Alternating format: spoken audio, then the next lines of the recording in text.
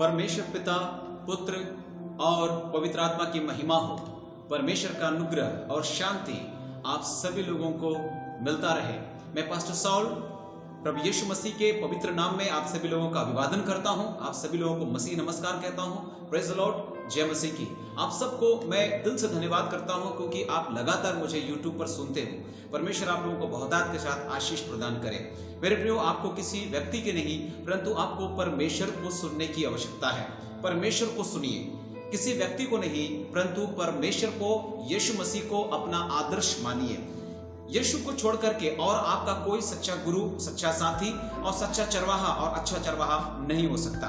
और परमेश्वर को छोड़ा और कोई दूसरा पिता नहीं। एक ही पिता है और वह स्वयं परमेश्वर है। एक ही गुरु है, वह स्वयं यीशु मसीह है। एक ही शिक्षक है और वह स्वयं पवित्र आत्मा है। हम उस परमेश्वर को धन्यवाद करते हैं जो अपने वचन के द्वारा प्रत्येक दिन हमें संभालता है, अपने वचन के द्वारा हमारे पांव को दृढ़ करता है, अपने वचन के द्वारा हमें तसल्ली देता है, अपने वचन के द्वारा हमको शांति देता है। वास्तव में पवित्र शास्त्र बाइबल जिसको हम पढ़ते हैं उसमें कोई भी त्रुटि नहीं है। परमेश्वर का वचन सच्चा है, उसमें कोई भी बात यूं ही नहीं लिखा हुआ। हर बात के पीछे परमेश्वर का एक अच्छा उद्देश्य था। परमेश्वर का हर बात के पीछे परमेश्वर की कोई ना कोई योजना रही और उसके तहत परमेश्वर का वचन को लिखा गया।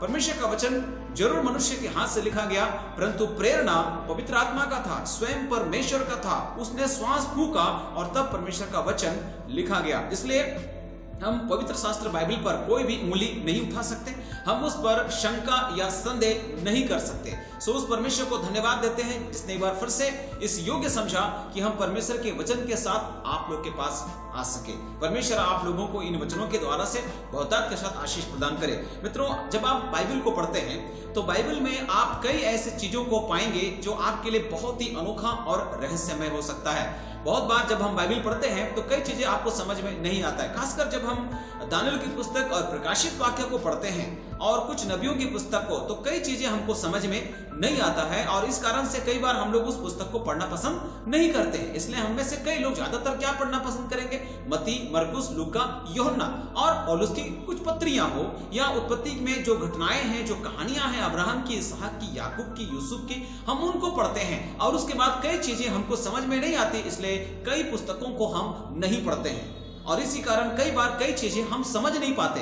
आपसे अनुरोध करता हूं कि बाइबल को पूरा पढ़िए। हो सकता है आपको बहुत सारी चीजें एक बार में समझ में ना आए परंतु बाइबल को विश्वास योग्यता के साथ पढ़ते रहिए और निश्चय परमेश्वर का वचन कहता है, मुझसे प्रार्थना करो और मैं तुझे बड़ी बड़ी और कठिन कठिन बातें बताऊंगा जो तू अभी नहीं समझता है। परमेश्वर का वचन कहता है, जब आप कुलुस्सियों की पत्री उसका 1 अध्याय और उसका 26 और 27 पद पढ़ेंगे तो वहां पर लिखा है, अर्थात उस भेद को जो समयों और पीढ़ियों से गुप्त रहा परंतु अब उसके उन पवित्र लोगों पर प्रकट हुआ है जिन पर परमेश्वर ने प्रकट करना चाहा कि उन्हें ज्ञात हो कि अन्य जातियों में उस भेद की महिमा का मूल्य क्या है और वह यह है कि मसीह जो महिमा की आशा है तुम में रहता है। तो परमेश्वर ने उन भेदों को जो समयों और पीढ़ियों से गुप्त रखा था, आज आपके ऊपर जो यीशु के लहू से पवित्र किए गए, धोए गए हैं, प्रकट किया है। और बहुत सारे अन्य पुस्तकों में भी, जब दानिएल की पुस्तक में भी जब आप 12 अध्याय और उसका 4 वचन में आप जाएंगे तो वहां पर भी आप जब पढ़ोगे तो वहां पर भी आप इस बात को पाएंगे कि परमेश्वर जो है अपने उस भेदपूर्ण बातों को जो उसने पीढ़ियों से छुपा कर रखा था, कई समय पहले छुपा कर रखा था, आज उसको अंतिम समय में उसको वो प्रकट करेगा। वहां पर ऐसी भविष्यवाणी की गई है। जब आप 12 अध्याय दानिएल की पुस्तक और उसका 4 पद पढ़ेंगे तो लिखा है, परंतु हे दानिएल, तू इस पुस्तक पर मुहर करके इन वचनों को अंत समय तक के लिए बंद रख और बहुत लोग पूछ पाछ और ढूंढ ढांड करेंगे और इससे ज्ञान बढ़ भी जाएगा, ज्ञान बढ़ भी जाएगा, है ना। सो इस रीति से हम देखते हैं कि समय और कालों को या कई भेदों को परमेश्वर ने जो है छुपा कर रखा था, उसको आज अंतिम समय में वो अपने लोगों पर, अपने पवित्र लोगों पर प्रकट कर रहा है क्योंकि लोग ढूंढ ढांड कर रहे हैं। लोग ढूंढ जो भेद छुपे हुए थे, जो रहस्य छुपे हुए थे, वो सारी चीजें आज प्रकट हो रही है क्योंकि लोग पूछपाछ कर रहे हैं, ढूंढ ढांड कर रहे हैं और इस कारण से लोगों का ज्ञान बढ़ रहा है। जिस प्रकार समुद्र जल से भरा हुआ है, वैसा ही सारी पृथ्वी यहोवा के ज्ञान से भर जाएगी, ये भविष्यवाणी की गई थी। इसलिए बहुत सारी चीजें आज इस युग में समझ में आ रहा है जो पहले के लोग नहीं समझते थे। सो परमेश्वर को धन्यवाद कि उसने हमें इस योग्य समझा। हम जो इस युग के लोग हैं, अंतिम युग के लोग हैं, हमें इस योग्य समझा कि उन भेदों को समझ पाए। फिर भी बहुत अफसोस होता है कि पहले के दिनों के लोगों के लिए पवित्र शास्त्र उपलब्ध नहीं था। पहले के दिनों के लिए लिखित रूप में उनके पास शास्त्र उपलब्ध नहीं था। आज लिखित रूप में हमारे पास है, फिर भी परमेश्वर के साथ जिस प्रकार चलना चाहिए हम नहीं चल पाते। ये बड़ा दुख का विषय है। ऐसा तो लगता है कि पहले ही अच्छा था, क्योंकि उनके पास लिखित रूप से नहीं था, परंतु उनके पास जीवनदायक बातें थी। आप सभी लोगों को उत्साहित करेंगे प्रभु यीशु के नाम में कि परमेश्वर के वचन को ठीक ठीक अध्ययन करिए, क्योंकि इसका सही अध्ययन ना होने के कारण से हम बहकाए और भरमाए जाते हैं। मेरे प्रियो, आज जिस विषय पर हम बात कर रहे हैं वो ये मेरा विषय नहीं है। मैं आपको बताना चाहता हूं कि जब हम बाइबल का अध्ययन करें तो पूरे संसार के लिए परमेश्वर ने कई युगों का प्रबंध कर रखा है, और कई बातें जो है मनुष्य के सामने भेद की रीति पर अब भी है। बहुत सारी चीजों को आज भी कई लोग नहीं समझ पाते हैं, लेकिन कई सारे बुद्धिजीवी, परमेश्वर के वचन को जानने वाले लोग, पवित्र शास्त्र का अध्ययन करने वाले लोग ऐसा कहते हैं। जबकि जब हम पवित्र शास्त्र का अध्ययन करें तो कई तरह के युग सामने आते हैं। उसमें सबसे पहली बात, नंबर 1 अज्ञानता का युग आता है, नंबर 2 विवेक युग, नंबर 3 मानव साम्राज्य युग, नंबर 4 व्यवस्था का युग, नंबर 5 अनुग्रह का युग। अनुग्रह के युग के समाप्ति के बाद स्वर्गारोहण, और उसके बाद महाक्लेश। उसके बाद जो है महाक्लेश जो 7 साल के लिए होगा। उसके बाद जो है 1000 वर्ष का राज्य, 1000 वर्ष का राज्य। इस बीच यीशु मसीह का दूसरा आगमन भी है, और उसके बाद नया आकाश और नया पृथ्वी अनंत काल के लिए, जहां शोक नहीं होगा, विलाप नहीं होगा, आंसू नहीं होगा, कोई दुख नहीं, कोई टेंशन नहीं, कोई चिंता नहीं। आज बहुत दुख उठा रहे हैं आप जरूर, लेकिन परमेश्वर एक ऐसे जगह पर आपको ले जाने वाला है जहां पर कोई शोक और कोई आंसू नहीं होगा। सो यहाँ पर इन जितने युगों के बारे में हम बात किए हैं, सब पर यहाँ पर तो हम अध्ययन नहीं करेंगे, सब विषय पर अध्ययन तो हम नहीं करेंगे, परंतु हम एक बात को लेकर के आपके साथ आज खड़े हुए हैं, और वह है महाक्लेश। महाक्लेश। आज हम महाक्लेश के बारे में बात करेंगे। महाक्लेश क्या है? महाक्लेश क्या है? मसीह को अस्वीकार करने वाले ईश्वर रहित संसार पर दंड आज्ञा का समय। जिन्होंने मसीह को स्वीकार किया है उनको सजा देने का समय है महाक्लेश।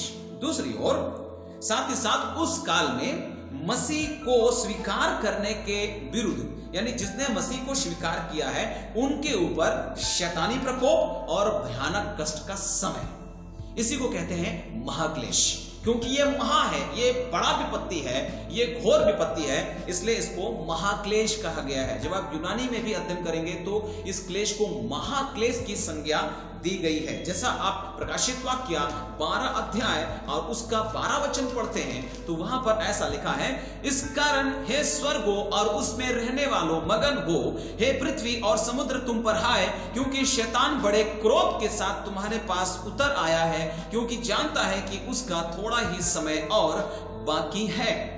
ऐसा हम लोग यहां पर पढ़ते हैं, बहुत क्रोध। यानी ये जो महाक्लेश है, एक और शैतान का और उसके लोगों का साम्राज्य होगा महाक्लेश के दरमियान, उसका युग होगा, और दूसरी ओर परमेश्वर के क्रोध का, है ना। हम आगे बताएंगे कैसे होगा।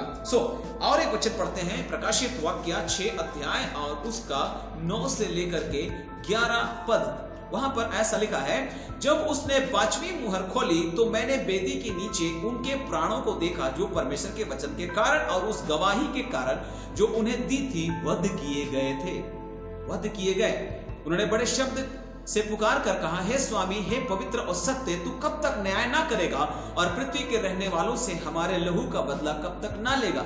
उनमें से हर एक को श्वेत वस्त्र दिया गया और उनसे कहा गया कि थोड़ी देर तक विश्राम करो, जब तक कि तुम्हारे संगी दास और भाई जो तुम्हारे समान वध होने वाले हैं उनकी भी गिनती पूरी न हो ले। और ये कब होगा? महाक्लेश के दरमियान उनकी गिनती पूरी होगी। बहुत सारे लोग पहले से ही प्रभु में शहीद हो चुके हैं, प्रभु के लिए मर चुके हैं, बलिदान हो चुके हैं, परंतु कई लोग महाक्लेश के दरमियान बलिदान होने वाले हैं। महाक्लेश के दरमियान भी कई लोग मसीह को स्वीकार करेंगे और वे एंटीक्राइस्ट का सामना करेंगे, शैतान का सामना करेंगे, और उस समय ये जो पाप का पुरुष है, ये जो विनाश का पुत्र है, जो विनाश का प्रदर्शन करेगा, वो बहुत ही भयंकर होगा, वो महाक्लेश का समय। सो मेरे प्रियो, हम लोग आज बात कर रहे हैं महाक्लेश के बारे में। यीशु मसीह ने भी इसके संदर्भ में ऐसा कहा था। जब आप यीशु मसीह के संदर्भ में देखेंगे तो मत्ती की पुस्तक उसका 24 अध्याय और उसका 21 वचन, मत्ती 24 अध्याय और उसका 21 वचन, यीशु मसीह ने भी इस विषय पर ऐसा कहा। आप मेरे साथ खोलिए और वहां पर इस वचन को हम लोग अध्ययन करेंगे। 24 अध्याय माफ कीजिएगा, और उसका जो है 21 पद, वहां पर ऐसा लिखा है कि क्योंकि उस समय ऐसा भारी क्लेश होगा जैसा जगत के आरंभ से ना अब तक हुआ है और ना कभी होगा। ऐसा क्लेश, ऐसा भारी क्लेश जो ना अब तक कभी हुआ है और ना कभी धरती पर ऐसा होगा, कभी नहीं। मेरे प्रियो, ये इसलिए हम इसको कहते हैं महाक्लेश, है ना। तो महाक्लेश के दरमियान बहुत कुछ होने वाला है। क्या कुछ होगा? महाक्लेश की जो रूपरेखा है उसको हम आपके सामने रखेंगे कि महाक्लेश किस प्रकार का होगा, किनके ऊपर ये क्लेश घटित होगा, क्या क्या होगा महाक्लेश के दरमियान में, कैसा होगा ये महाक्लेश, उसको संक्षिप्त में आपके सामने रखने का पूरा हम प्रयास करेंगे। ध्यान से आप वीडियो को देखते रहिए, ध्यान से हमें सुनते रहिए। परमेश्वर के वचन में से खोल करके हम आपको इन सब बातों को बताएंगे। तो जैसा कि आपने जान लिया कि महाक्लेश जो है मसीह को अस्वीकार करने वाले ईश्वर रहित संसार पर दंड आज्ञा का समय है, और दूसरी ओर शैतान का भयंकर प्रकोप जो उन लोगों पर जिन्होंने मसीह को उस दरमियान स्वीकार किया, जो उस दरमियान जिन्होंने उस समय जो है पशु का छाप नहीं लिया और यीशु के लहू का छाप लिया, उनके ऊपर शैतान का भयंकर प्रकोप। प्रकाशित वाक्य 20 उसका 4 भी एक बार हम पढ़ते हैं, और वहां पर क्या लिखा हुआ है हम लोग देखें। प्रकाशित वाक्य 20 उसका 4, वहां पर लिखा है, फिर मैंने सिंहासन देखे और उन पर लोग बैठ गए और उनको न्याय करने का अधिकार दिया गया। मैंने उनकी आत्माओं को भी देखा जिनके सिर यीशु की गवाही देने और परमेश्वर के वचन के कारण काटे गए थे, और जिन्होंने न उस पशु की और न उस मूर्ति की पूजा की थी और न उसकी छाप अपने माथे और हाथों पर ली थी। वे जीवित होकर मसीह के साथ 1000 वर्ष तक राज्य करते रहे। तो जिन्होंने छाप नहीं लिया उन्हें मारा जाएगा, उन्हें शहीद होना पड़ेगा, उन्हें बहुत ही भयंकर कष्ट और पीड़ा और उत्पीड़न का सामना करना पड़ेगा महाक्लेश के दरमियान। यह है महाक्लेश। मेरे प्रियो, महाक्लेश का समय 7 वर्ष का रखा गया है। महाक्लेश का समय 7 वर्ष का रखा गया है। यह प्रभु का अनुग्रह है कि उसको घटाया गया, लेकिन पीड़ा जस का तस है। समय घटाया गया है लेकिन पीड़ा नहीं घटाया जाएगा। तो हम देखेंगे कुछ वचनों को कि कैसे इसको ये महाक्लेश का समय होगा, ये क्या होगा, कैसे होगा, इसकी रूपरेखा क्या होगी, है ना। तो मैंने बताया महाक्लेश का जो काल है वो 7 वर्ष का होगा। इसको 2 भागों में बांटा जा सकता है। पहला जो भाग है इसको हम लोग 3.5 वर्ष का हम लोग कह सकते हैं। 3.5 वर्ष जो मसीह विरोधी का समय होगा। जब प्रकाशित वाक्य 13 अध्याय और उसका 5 से लेकर के 7 पद आप पढ़ेंगे तो वहां पर लिखा है, 5 से लेकर 7 पद, बड़े बोलने और निंदा करने के लिए उसे एक मुंह दिया गया और उसे 42 महीने तक काम करने का अधिकार दिया गया। एंटी क्राइस्ट और झूठा भविष्यवक्ता 42 महीना, 3.5 वर्ष उसने परमेश्वर की निंदा करने के लिए मुंह खोला कि उसके नाम और उसके तंबू अर्थात स्वर्ग के रहने वालों की निंदा करे। उसे यह भी अधिकार दिया गया कि पवित्र लोगों से लड़े और उन पर जय पाए, और उसे एक कुल और लोग और भाषा और जाति पर क्या दिया गया? अधिकार दिया गया। ऐसा लिखा है। 7 वर्ष का यानी पहला जो भाग है 3.5 साल वो एंटी क्राइस्ट के लिए है। उसको ये अधिकार दिया गया है कि वो हर जाति, हर कुल, हर लोग, हर भाषा पर अधिकार करे। वो लोगों के साथ समझौता करेगा और फिर वो अपने आप को इस कदर प्रकट करेगा कि लोग उसके अन्याय का, लोग उसके पीड़ा को सह नहीं पाएंगे। तो ये 3.5 साल शैतान के लोगों के खौफ का है, डर का है।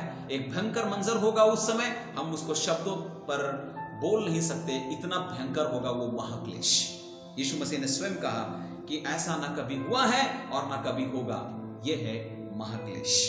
हाँ मेरे को दूसरा जो समय है 3.5 साल, वो है परमेश्वर के क्रोध का समय। परमेश्वर के क्रोध का समय प्रकाशित वाक्य 16 अध्याय और उसका जब आप 1 पद से पढ़ोगे तो वहां पर आप उस क्रोध को आप पढ़ सकते हो। वहां पर लिखा है, फिर मैंने मंदिर में से किसी को ऊंचे शब्द से उन 7 स्वर्गदूतों से यह कहते सुना, जाओ परमेश्वर के प्रकोप के 7 कटोरों को पृथ्वी पर उंडेल दो। जो दूसरा हिस्सा जो है वो परमेश्वर के क्रोध का समय है। और उसमें परमेश्वर के क्रोध का कटोरा उंडेला जाएगा।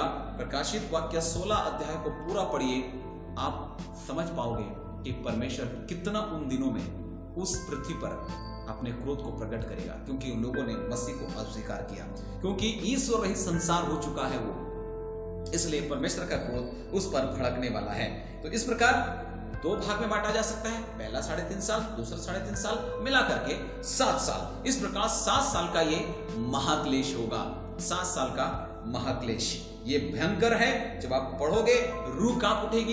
पूरा चैप्टर को 16 अध्याय को पढ़िए, रूह कांप उठेगी। इसके अलावे भी कई जो अन्य भविष्यवक्ता हैं पुराने नियम के, उन्होंने भी इस बात की पुष्टि की है, उन्होंने भी इस बात की भविष्यवाणी की है। आइए हम पुराने नियम के कुछ भविष्यवक्ताओं के भविष्यवाणियों को पढ़ें। यशाया और उसका 13 अध्याय और उसका 6 और 9 पद को हम लोग पढ़ेंगे। यशाया 13 अध्याय और उसका हम लोग देखेंगे 6 और 9 पद आपके लिए पढ़ना चाहेंगे। आप भी अपने पवित्र शास्त्र को खोल सकते हैं और वहां से हम लोग देखेंगे कि वो जो महाक्लेश होगा, वो जो क्लेश काल होगा, नबी, पुराने नियम के नबी उसके संदर्भ में क्या कहते हैं। वहां पर ऐसा लिखा है, जब हम यशाया 13 अध्याय पढ़ते हैं और उसका 6 और 9 पद लिखा है, हाय हाय करो, क्योंकि यहोवा का दिन समीप है, वह सर्वशक्तिमान की ओर से मानो सत्यानाश करने के लिए आता है।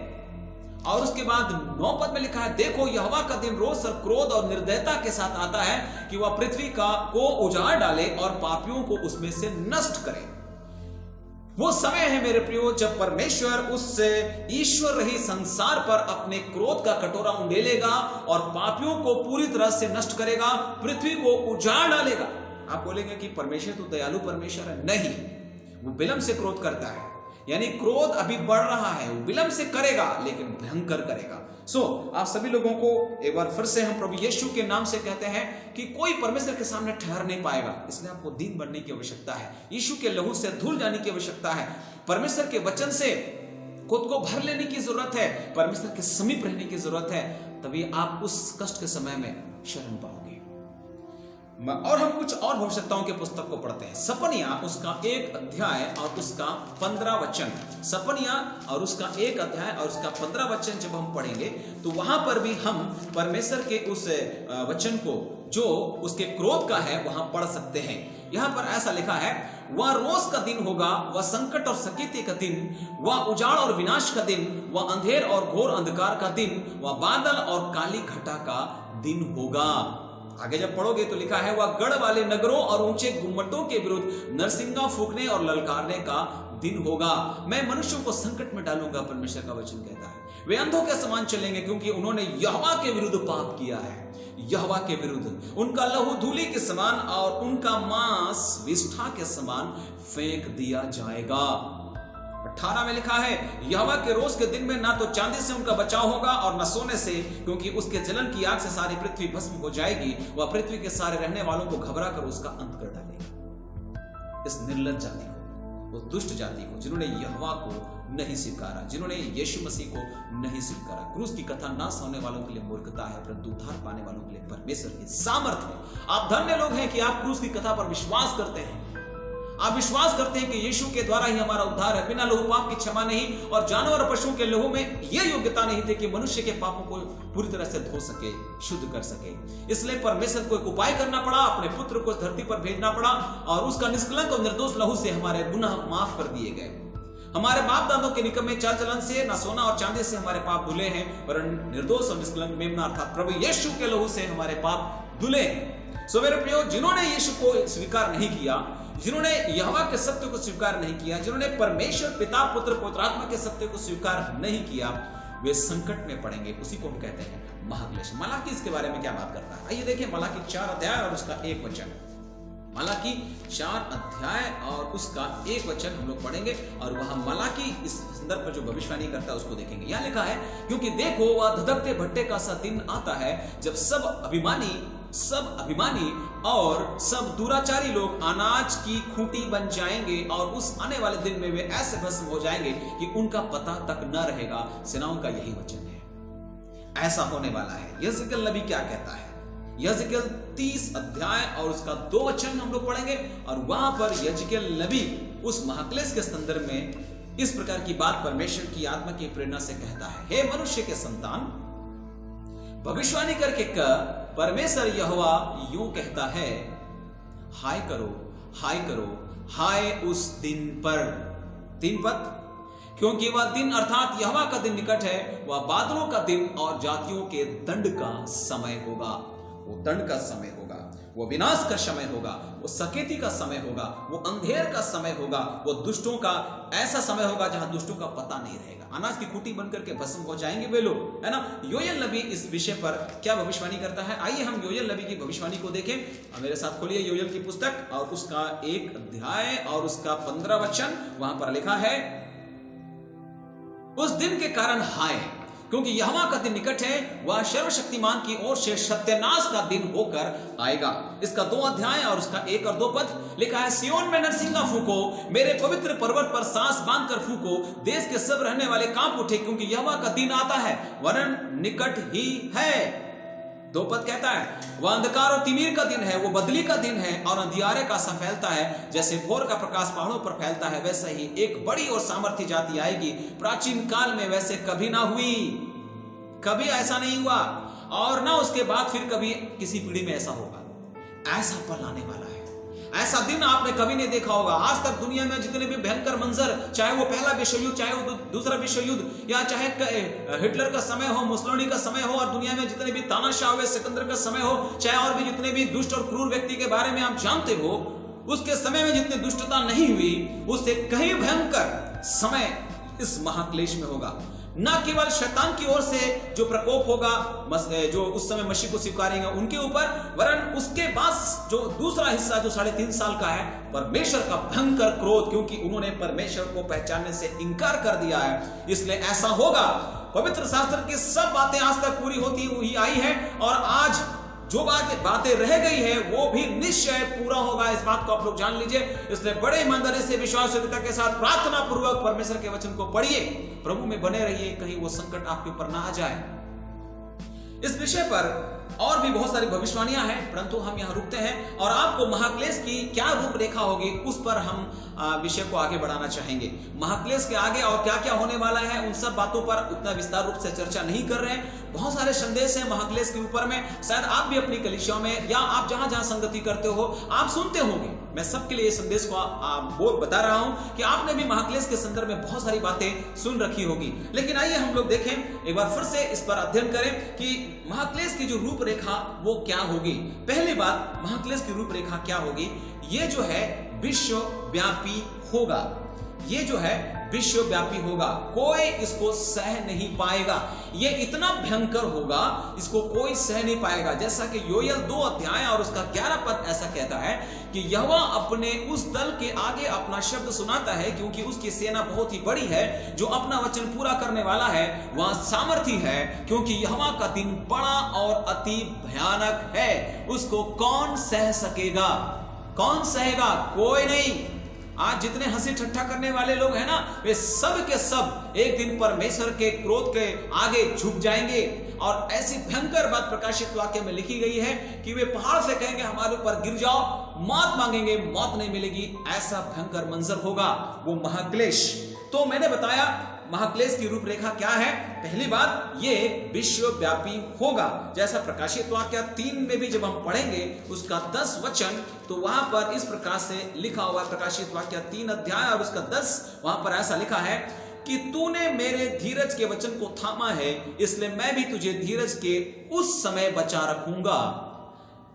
इसलिए मैं भी तुझे, माफ कीजिएगा, मैंने धीरज पढ़ा, परीक्षा के उस समय पर बचा रखूंगा जो पृथ्वी पर रहने वालों के परखने के लिए सारे संसार पर आने वाला है। इस बात पर नोटिस कीजिएगा, सारे संसार पर क्या आने वाला है? क्लेश, संकट, है ना, वो आने वाला है। ये उसी महाक्लेश की बात यहां पर हो रही है। और ये कैसे होगा? सारे संसार पर, अर्थात महाक्लेश जो है वो विश्वव्यापी रूप में होगा। वो विश्वव्यापी होगा, वो किसी एक देश में नहीं, केवल इजराइल में नहीं, केवल कोई एक सीमित देश पर नहीं, पूरे दुनिया पर। क्योंकि यहां पर लिखा है जो पृथ्वी पर रहने वालों के परखने के लिए सारे संसार पर आने वाला है। वरन क्लेश तो शुरू हो चुका है, लेकिन महाक्लेश आने वाला है। क्लेश में तो हम लोग घुस चुके हैं, परंतु महाक्लेश अभी आने वाला है, इस बात को याद रखिएगा। और ये विश्वव्यापी रूप में होगा, ये केवल इजराइल के अंदर की बात नहीं है। दूसरी बात, मानव जाति के इतिहास में जो जितने भी कष्ट हुए हैं, पीड़ा हुए हैं, उन सब से कहीं अधिक भयंकर ये होगा, जैसा कि आपने मत्ती 24 का 21 में पढ़ लिया है।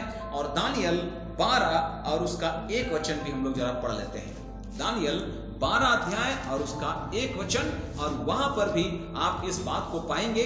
12 अध्याय उसका 1 वचन, उसी समय मिकाएल बड़ा प्रधान जो तेरे जाति भाइयों का पक्ष करने को खड़ा रहता है, वह उठेगा। तब ऐसे संकट का समय होगा, ध्यान दीजिएगा, तब ऐसे संकट का समय होगा जैसा किसी जाति के उत्पन्न होने के समय से लेकर अब तक कभी नहीं हुआ होगा। परंतु उस समय तेरे लोगों में से जितनों के नाम परमेश्वर की पुस्तक में लिखे हुए हैं, वे बच निकलेंगे। हालेलुया!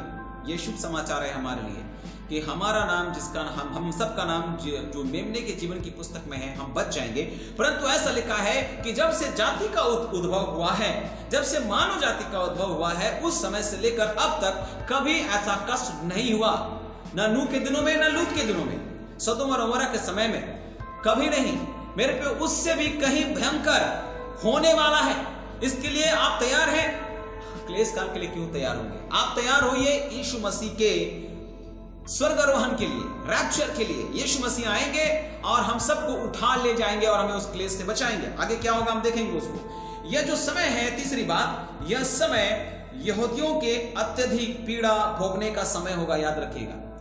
यहूदियों के लिए भी ये समय बहुत ही खतरनाक समय होगा। यिर्मयाह 30 अध्याय और उसका 5 से लेकर 7 पद, जरा हम उसको पढ़ेंगे। यिर्मयाह के संबंध में जो भविष्यवाणी की गई है इजराइल के संबंध, यहूदियों के संबंध में 30 अध्याय और उसका 5 से लेकर 7 पद, वहां पर लिखा है, यहोवा यूं कहता है, थरथरा देने वाला शब्द सुनाई दे रहा है, शांति नहीं, भय ही का है, पूछो तो भला। और देखो, क्या पुरुष को भी कहीं जनने की पीड़ा उठती है? फिर क्या कारण है कि सब पुरुष जच्चा के समान अपनी अपनी कमर अपने हाथों से दबाए हुए दिखाई पड़ते हैं?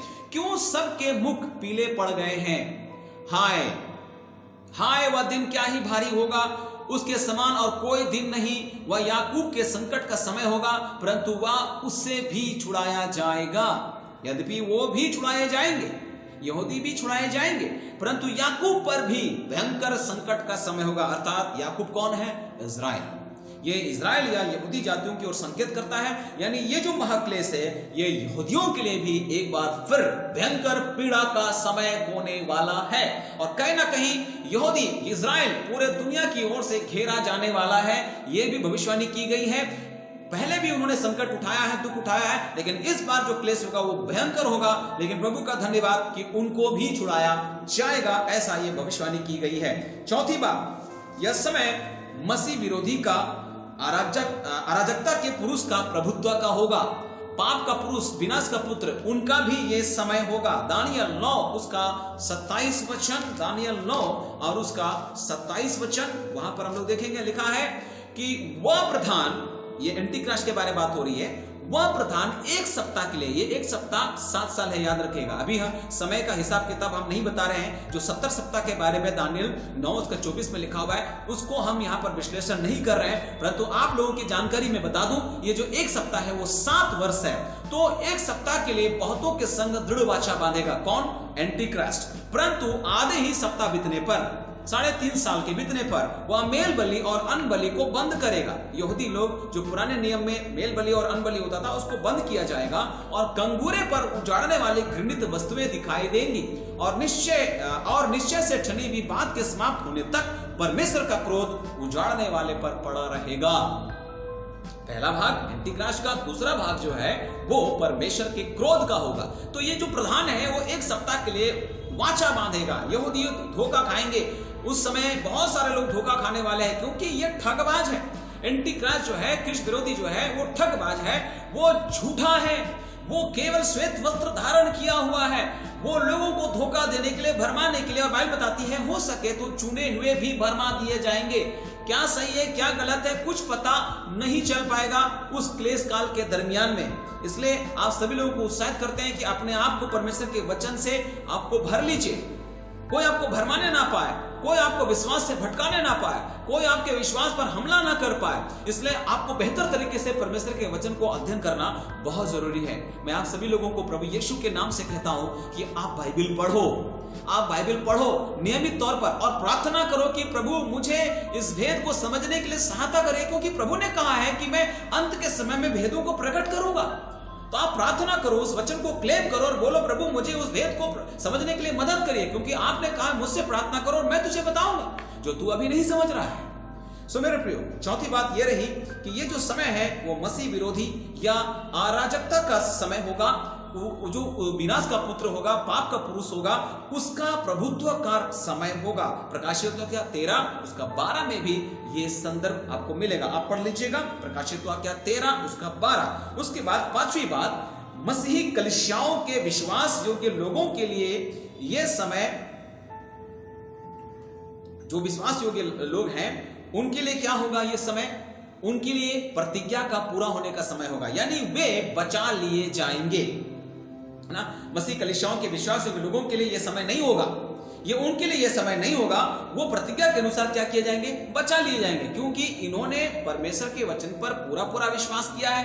ये विश्वास योग्य निकले, भरोसेमंद निकले। इसलिए जो सच्चे मसीह हैं, जो अन्न खाने वाले मसीह हैं, जो गुरु हो गए हैं वो मसीह है, ये बच जाएंगे। लेकिन उस समय उस मां के लिए बहुत दुर्भाग्य की बात है होगी जो अपने बच्चे को क्या पिला रही है?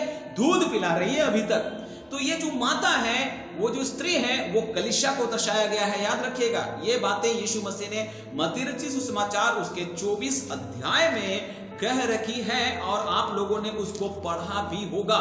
जब आप 24 अध्याय आप जाते हो मत्ती रचित सुसमाचार में, और उस समय जब आप पढ़ोगे तो ऐसा लिखा है, 22 पद से मैं आपके लिए पढ़ना चाहूंगा। 24 अध्याय में, यदि वे दिन घटाए न जाते तो कोई प्राणी न बचता, परंतु चुने हुए के कारण वे दिन घटाए जाएंगे। उस समय यदि कोई तुमसे कहे कि देखो मसीह यहाँ है या वहां है, तो विश्वास न करना, क्योंकि झूठे मसीह और झूठे भविष्यवक्ता उठ खड़े होंगे और बड़े चिन्ह और अद्भुत काम दिखाएंगे, यदि हो सके तो चुने हुओं को भी भरमा दे। आगे लिखा है, देखो मैंने पहले से तुमसे यह सब कुछ कह दिया है, इसलिए यदि वे तुमसे कहे देखो जंगल में तो बाहर ना निकल जाना, देखो कोठू में है तो विश्वास न करना। 16-17 पद पढ़ेंगे तो लिखा है, तब जो यहूदिया में हो वे पहाड़ों पर भाग जाएं, जो छत पर हो अपने घर पर सामान लेने को ना उतरे, और जो खेत में वो अपना कपड़ा लेने को पीछे ना लौटे। उन दिनों में जो गर्भवती और दूध पिलाती होंगी उनके लिए हाय हाय। जो दूध पिलाते होंगे उनके लिए हाय। यानी आज भी बहुत सारे कलीसिया में क्या किया जा रहा है? दूध पिलाया जा रहा है। अभी भी उनको मत्ती, मरकुस, लूका, यूहन्ना यह बताया जा रहा है। अभी भी परमेश्वर प्रेमी है, दयालु है, क्षमाशील है, यही बताया जा रहा है। अभी भी उसको अब्राहम की कहानी, इसहाक की कहानी, याकूब की कहानी, यूसुफ की कहानी बताया जा रहा है। अभी भी लोग दूध पी रहे हैं, और परमेश्वर के बहुत सारे वचन वो लोग नहीं समझते। पवित्र शास्त्र बाइबल के 66 पुस्तकों से उनका परिचय नहीं है, यानी वो अभी तक दूध पी रहे हैं। उनके लिए बहुत ही भयंकर समय होगा। याद रखिएगा, स्वर्गारोहण में हर मसीह उठने वाला नहीं है। यीशु मसीह जब यह अनुग्रह युग है, मैंने बताया कि कई युग प्रभु ने इस संसार के लिए ठहराया है, जो मैंने आपको पहले बता दिया। अज्ञानता का युग, विवेक का युग, मानव साम्राज्य का युग, और व्यवस्था का युग, अनुग्रह का युग। और अनुग्रह का युग समाप्ति होते ही क्या होगा? स्वर्गारोहण होगा। और जैसे ही विश्वास जो कि मसीह उठाए जाएंगे कि उस महाक्लेश में वो ना पड़े, क्या होगा? स्वर्गारोहण, महाक्लेश आरंभ हो जाएगा। स्वर्गारोहण महाक्लेश में पढ़ने से बचने के लिए क्या होगा? स्वर्गारोहण। आप सभी लोगों को यह बात पता है, परंतु सब नहीं उठाए जाएंगे। जो अभी तक दूध पी रहे हैं, सावधान हो जाइए, अन्न खाना शुरू कर दीजिए, परमेश्वर के साथ लिपट जाइए, नहीं तो कोई उपाय आपके लिए नहीं है। तो मैं बता रहा हूं महाक्लेश की रूपरेखा, और मैंने अभी तक 5वीं बात आपको बताया है कि मसीही कलीसियाओं के विश्वास योग्य लोगों के लिए यह समय नहीं होगा। ये जो क्लेश काल का समय उनके लिए नहीं होगा। वो प्रतिज्ञा के अनुसार क्या किया जाएंगे? बचा लिए जाएंगे। लूका 21 उसका 36 वचन, इसके संदर्भ पर हम लोग देखते हैं। लूका 21 उसका 36 वचन, लूका 21 उसका 36 वचन, वहां पर ऐसा लिखा है, इसलिए जागते रहो और हर समय प्रार्थना करते रहो कि तुम इन सब आने वाली पीड़ाओं, आने वाली घटनाओं से बचने और मनुष्य के पुत्र के सामने खड़े होने के योग्य बनो।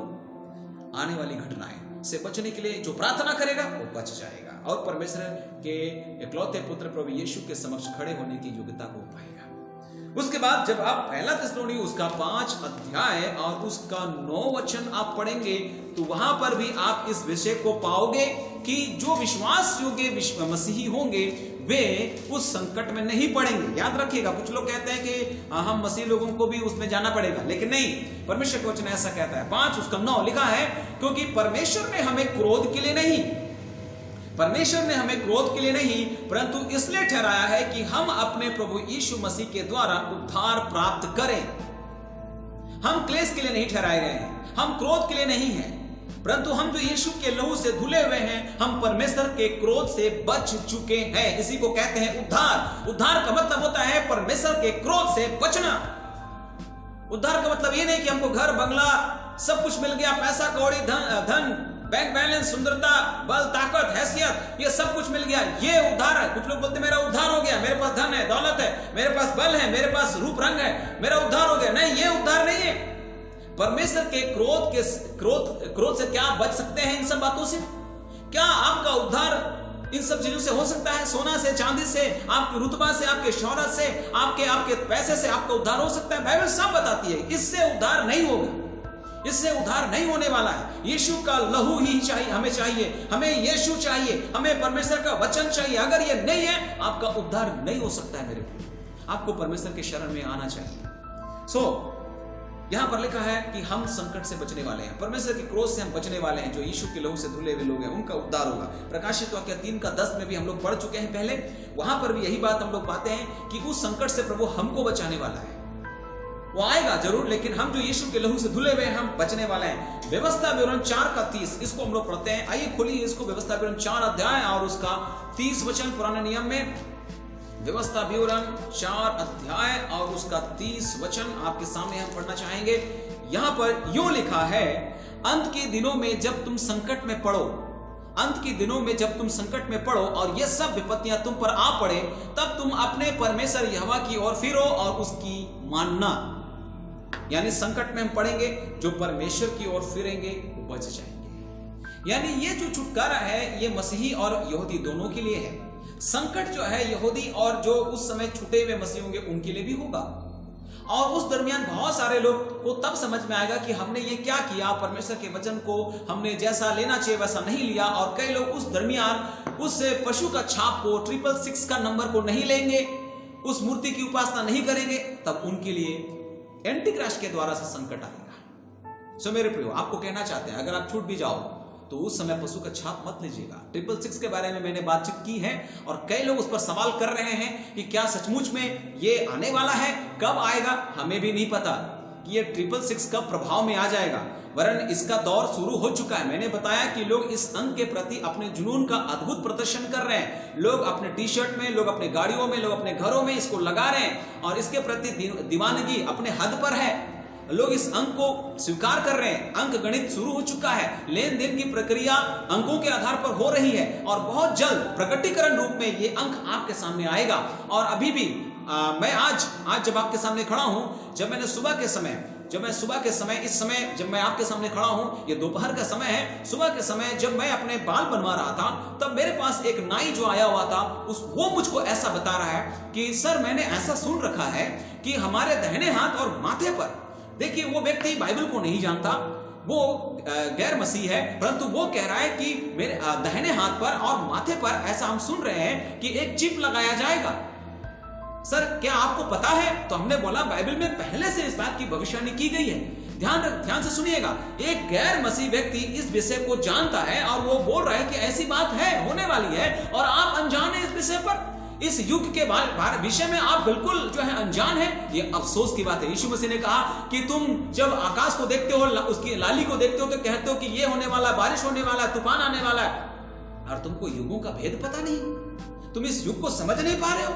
आपको प्रभु यीशु के नाम से मैं कहता हूं, पवित्र शास्त्र का अध्ययन करिए, नहीं तो आप संकट में पड़ जाओगे। अभी भी दूध पियोगे तो संकट में पड़ जाओगे। यीशु मसीह की भविष्यवाणी के अनुसार। सो मेरे प्रियो, ये संकट काल जो है यहूदियों के लिए भी है, मसीहों के लिए भी है। जो उन मसीहों के लिए जो उस दरमियान यीशु को एक्सेप्ट करेंगे, उस दरमियान यीशु को सही मायने में पहचानेंगे, उनके लिए भी होगा। छठवीं बात जो मैं आपके सामने कहना चाहता हूं, परमेश्वर के प्रति विश्वास योग्य रहने वालों के लिए यह समय अत्यधिक पीड़ाओं का समय होगा। जैसे कि पहले भी मैंने इस विषय पर चर्चा की है, पहले भी मैंने इस विषय पर बातचीत की है। परमेश्वर के प्रति जो विश्वास योग्य रहने वालों के लिए यह समय अत्यधिक पीड़ाओं का समय होगा। प्रकाशित वाक्य 12 अध्याय उसका 17 वचन और 13 अध्याय उसका 15 वचन। जब आप पढ़ोगे, भयंकर बात वहां पर लिखी है, नहीं पढ़ेंगे आप अपने अध्ययन में प्रकाशित वाक्य 12 उसका 17 और प्रकाशित वाक्य 13 उसका 15 को जरूर पढ़िएगा। सातवीं बात, यह समय भक्तिहीन लोगों पर परमेश्वर के क्रोध का तथा न्याय का समय होगा।